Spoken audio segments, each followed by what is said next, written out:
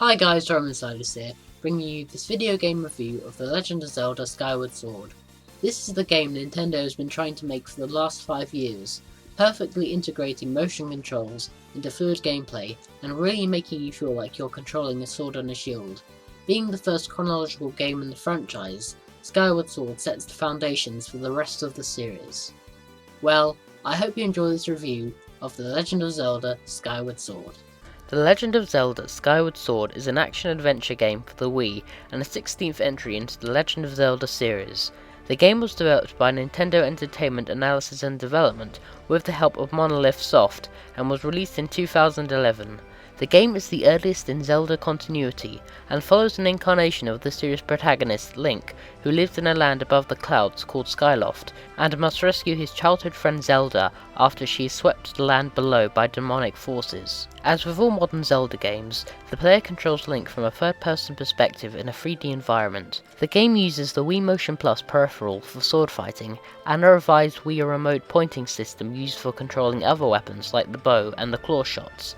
Targeting this way works very well and feels like a natural extension of your arm, allowing you to freely navigate menus. One feature I particularly liked was that in-game menus take place in real time, meaning you have to react to your environment when selecting items. Simple things like drinking potions no longer interrupt gameplay with cutscenes and now continue into the flow of the game. This helps keep up the pace and adds urgency, particularly when you need to take a potion to restore health in the middle of a boss fight. I had no problems using the Wii Remote to control the sword, as it responds intuitively to your hand movements, allowing you to perform vertical, horizontal, and spin attacks. Inside the sword rests a Navi-like spirit called Fi, which helps guide Link through the course of the game, providing you with analysis of enemies and clues about your environment. The shield is controlled with the nunchuck attachment, and takes some getting used to. In order to perform the shield bash, you must thrust the nunchuck forward so you can stun enemies. Furthermore, all shields have a strength meter which decreases when you use it to deflect against enemies, so you must think carefully about how you will use your shields, except for one very familiar looking shield which is invulnerable. This new interactive form of gameplay creates a greater depth of strategy in combat. While there are not as many sword techniques to learn as there were in Twilight Princess, greater emphasis is now placed on timing. You must wait for an opening in your opponent's defense before you can attack, otherwise you will not be successful. Mastering the shield bash is essential if you really want to get the drop on your enemies and block their attacks, and leave them vulnerable to your counterattacks.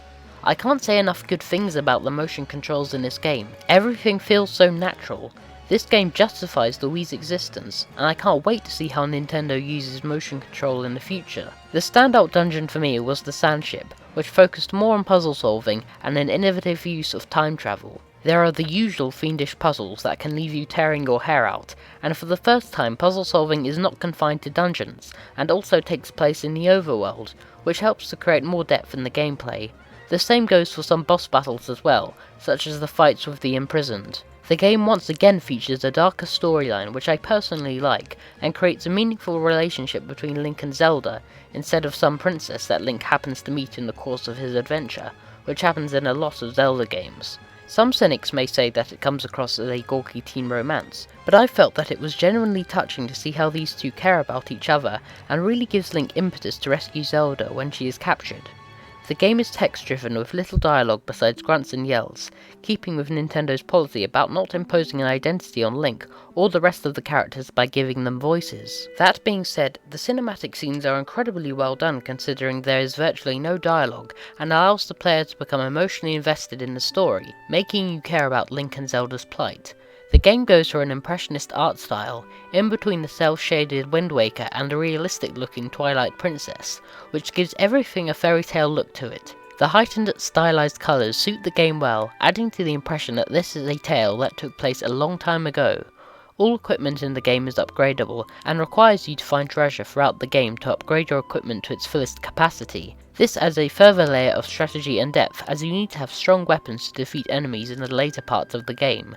In terms of music, Skyward Sword does away with MIDI in place of full orchestration, and it's all the better for it. The music sounds so much grander when orchestrated, creating that truly epic feel that all Zelda games should have, while the majority of the music cues have been recycled from previous Zelda titles. Skyward Sword introduces a new villain in the form of Girahim, the self-proclaimed demon lord, who looks down on all other forms of life. Girahim, who in the early part of the game seems to dress like Dante from Devil May Cry, makes for a memorable antagonist, and on the several occasions which you fight him are among the most challenging boss fights in the game. Catching a sword with your fingers is a pretty neat trick. That being said, I thought the final boss fight was disappointing, as it nowhere near provides the challenge that Girahim's fights do, leaving me wanting to see an appearance from Ganon. The game only has 3 regions that can be visited, and while the number of locations may be limited in comparison to past Zelda titles, I think this works because as you progress through the game, different areas of the places you visit become available, allowing you to explore places you could not do before. The sky stands in the Hyrule Field, which Link travels through on his Loftwing, where you can visit various floating islands, as well as explore Skyloft itself. Speaking of Skyloft, it is populated full of vibrant characters wanting you to complete various side quests, such as a demon who wants to become human, and resolving a love triangle at the Knights Academy. Everything Link needs can be bought at the bazaar, such as potions and arrows. I liked that everything was centralized, so you knew where to go when you needed to stock up on your inventory. Being the first chronological entry into the series, Skyward Sword is given the unenviable task of making sense of the large continuity of the franchise, which can be muddy at best. And save for the odd continuity error, if Link lays the Master Sword in the Sealed Temple, how does it end up in the Temple of Time in Ocarina of Time? It manages to achieve this, setting the foundations for the rest of the series. For those who have completed the game, Hero Mode awaits, where you can play the game again on a much higher difficulty. To conclude, Skyward Sword is an amazing game that embodies Nintendo's vision for video games, and soars high above the clouds. Well, that was my review on The Legend of Zelda Skyward Sword. If you liked what you saw, please leave a comment in this section below, as I'd like to hear your thoughts and opinions on Skyward Sword. Rate this video, and if you like my work, please visit my channel and subscribe. Until next time, peace out guys.